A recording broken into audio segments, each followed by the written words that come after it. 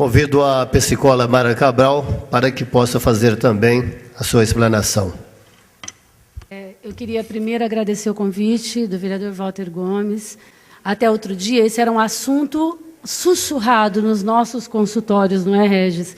Então, é muito bom saber que isso mudou e que hoje esse é assunto de um fórum debatido numa Câmara Municipal e que profissionais da nossa área estão tendo voz para poder estar clareando para todo mundo, ou pelo menos tentando dar numa base de mínimo conhecimento sobre o que já acontece há muito tempo, como bem disse o outro palestrante, que sempre existe, de um assunto que sempre existiu e vai continuar existindo. E aí, para pensar nisso, me ocorreu que é o seguinte: alguns anos atrás eu fui convidada para fazer uma palestra, fazer várias palestras em escolas municipais do 2º grau, né, que agora é do ensino médio, sobre drogas. E eu fui. E eu confesso que depois de um tempo dessa prática, além da simpatia que eu ganhei de alguns adolescentes tidos como delinquentes, porque eu estava sendo ousada de invadir o domínio deles para falar contra uma coisa que é do conceito, um conceito diferente do deles, eu ganhei muito pouco. Além dessa simpatia, eu ensinei muito pouco. Mas eu aprendi muito mais do que qualquer outra manual de psicologia, livro de psicologia ou qualquer outra literatura pudesse me ensinar. Teve uma passagem que foi bastante interessante, então eu tinha preparado toda a psicóloga, aquela coisa mais pomposa, slides para explicar sobre a droga e os efeitos e etc. Num determinado momento, a diretora me chamou e falou: olha, eu tenho uma classe de pré-escola que eu gostaria que você estendesse essas explanações para eles. E eu falei: tudo bem. Né, com 16 anos de experiência, não vai ser difícil enfrentar essa moçadinha, essa criançadinha. E aí eu fui para casa, sentei e elaborei uma série de slides baseados na história da Bela Adormecida, porque entendi eu que era uma maneira de eu alcançar essas crianças, fazer com que entrar no universo dela. E aí eu fui, botei todas as crianças sentadinhas ali, todas prestando atenção em mim, e aí eu disse assim: bom, agora nós vamos começar. Todo mundo aqui conhece a Bela Adormecida, não é? E eles responderam não. E aí eu descobri que, na verdade, se eles não conheciam os contos de fada que fizeram parte da minha infância, que faz parte da infância da maioria das pessoas aqui presentes, que são utilizados em materiais didáticos até como educação e informação, o que eu teria que fazer para alcançá-los? Aí eu me sentei, desliguei o projetor e pedi que cada um contasse a sua própria vida e contasse para mim como era a experiência que eles tinham com as drogas. E aí o que eu ouvi? Uma menina me chamou muita atenção, me chamou bastante minha atenção.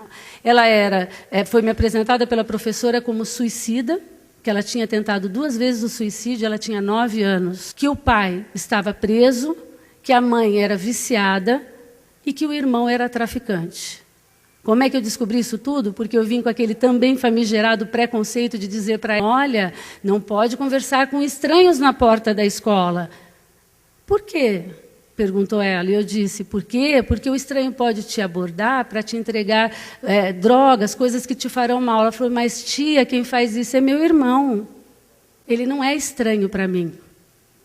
Baseado nisso, naquele dia, então, eu entendi que educação é muito mais do que frequentar salas de aula e que cultura é muito mais que assistir peça de teatro, frequentar museu ou que aprender a pintar caixinhas de madeira. Aprendi também que a psicologia é muito mais do que descobrir a chave do comportamento humano para poder moldá-lo e um dia chamá-lo de normal. É que a gente tem que entender que a condição básica para se falar sobre educação, cultura, psicologia, direito, política, é antes ser humano, na acepção da palavra. É disso que nós estamos nos distanciando. É isso que a gente está deixando para trás. É por isso que nós fomos obrigados, ao longo da nossa vida, a ficar inventando dia de combate a isso, dia de combate àquilo, porque para que nós nos lembremos das nossas obrigações de humanos. Para que nós não nos esqueçamos dessas nossas obrigações, porque nós estamos, sim, conscientes de que nós estamos perdendo, se é que já não perdemos, a nossa humanidade. E isso, sim, é muito mais grave do que qualquer outro tipo de inserção que a gente possa querer fazer.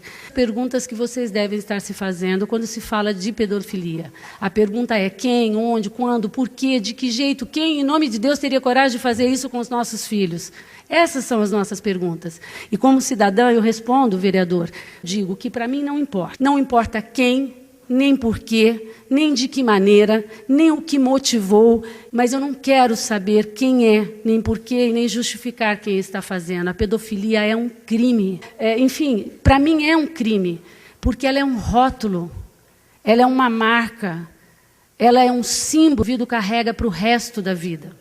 Eu tenho 18 anos de profissão, de consultório, e eu queria dizer para vocês que eu nunca, em nenhum momento da minha carreira, eu atendi uma só criança vítima de pedofilia. Eu atendi, sim, adultos que foram vítimas na infância. Porque a criança não delata o seu agressor. A criança tem medo de delatar o seu agressor, medo de sofrer mais agressões, medo de perder o amor desse agressor, porque geralmente ele é alguém muito próximo, ele é alguém da família, ele é um pai, ele é um vizinho, ele é um padrasto, ele é um parente. Então a criança não delata. Ela vai relatar depois, mais tarde, nos consultórios de psiquiatria, nos consultórios de psicologia, ela vai relatar quando ela não tiver estrutura psíquica suficiente para se manter íntegra diante das dificuldades. Por quê? Porque ela foi lesada na sua confiança. Ela foi ferida, magoada e marcada, feito gado na sua infância.